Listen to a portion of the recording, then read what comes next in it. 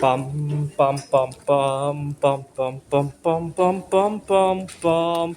The Peter Like Show. Bum bum bum bum bum bum bum.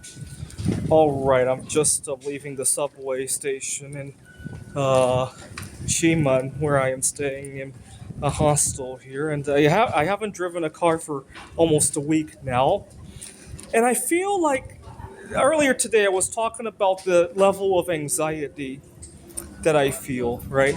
Do inconvenient things happen every day? Sure, they do, right?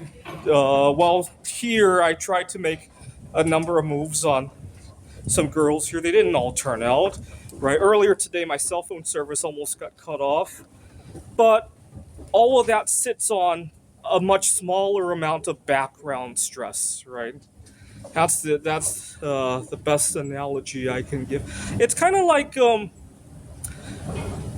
don't know if you've ever heard an annoying sound, right? Maybe a siren or what's the most annoying sound you can think of? Now, there's a big difference between that sound playing in a room that doesn't have any other noise, right? Versus having that sound play at, imagine you were going to a concert that you didn't like, right?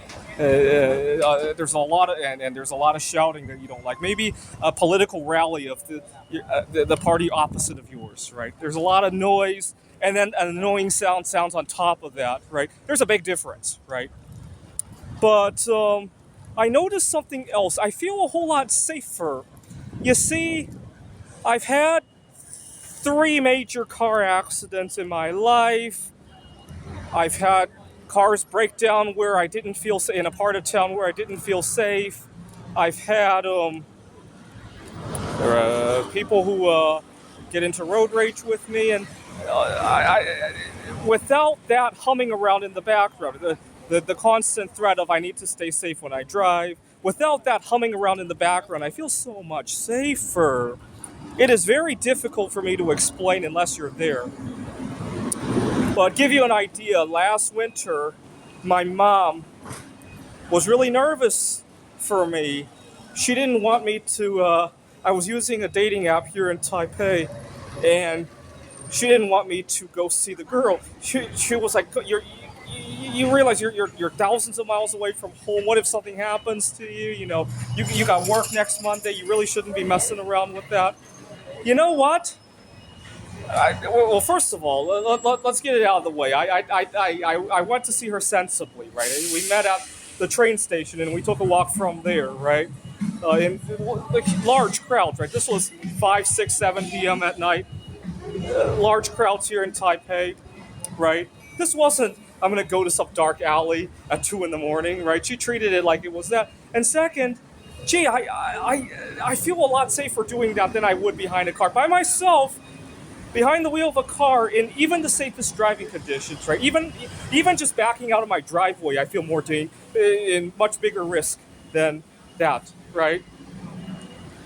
But I don't know what is it about cars that makes me feel unsafe, stressed out, and it just adds a haze to everything, right? Like today when my cell phone got cut off, there's a big difference between my cell phone got cut off and you know what, I get to take a train and not have to think about driving versus, oh my God, my cell phone got cut off and also I have to worry, am I going to get into a car accident today, right? There's a huge difference between those two concepts, right? It's really hard for me to elaborate. It really is. I feel that as long as I have a good foundation to sit on, I can solve a lot of things that one step at a time, right? So here in Taiwan, the weather is nice, good weather, no driving, and every curveball that I get thrown, I can actually take it a step at a time, right? When I get thrown a curveball and then I still have to drive somewhere and the weather is beating down at me, something about heat drives me nuts when I have a lot of problems to deal with. I got problems to deal with, and oh my God, I get out to my car and I can't even sit down 2 seconds. Sometimes, especially my new car, I have a Honda Civic right now. The Honda Civic is very sensitive in terms of car alarm kind of issues. If you don't open your door in the right way, and it won't want to let you start your car. You turn your key and the alarm goes off instead. And when it's really hot out there and you're fumbling to start the car, it's really annoying. I can't believe Honda would allow something like that. I mean, you can only imagine. You got an elderly person, heat stroke, they can't start the car. You can imagine that's a much bigger danger than the concept of being carjacked, right? This is the Peter Like Show. Bum bum bum bum bum bum bum bum bum bum bum bum. The Peter Like Show. Bum bum bum bum bum bum bum.